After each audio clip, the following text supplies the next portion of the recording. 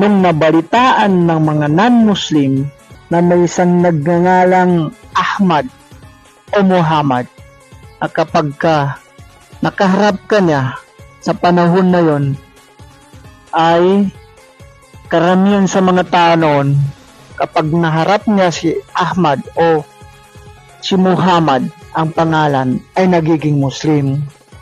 Nung nabalita ng isang babae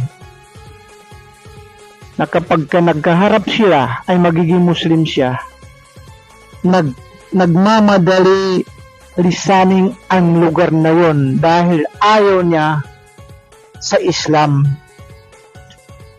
Ayaw niya sa Islam. Ayaw niya maging Muslim. Kaya gusto niyang lisanin o nag-evacuate ang babae na yon. Hanggang sa binuhat-buhat yung lahat ng kagamitan sa bahay para umalis sa lugar na yon. Pero hindi niya alam, sa kanyang paglalakad paalis sa lugar na yon, ay may nasalubong siya na isang tao. Ang tao na yon ay si Ahmad o si Muhammad. Tinulungan niya yung babae na halos naliligo ng pawis sa sobrang bigat ng mga dala niya at init ng araw.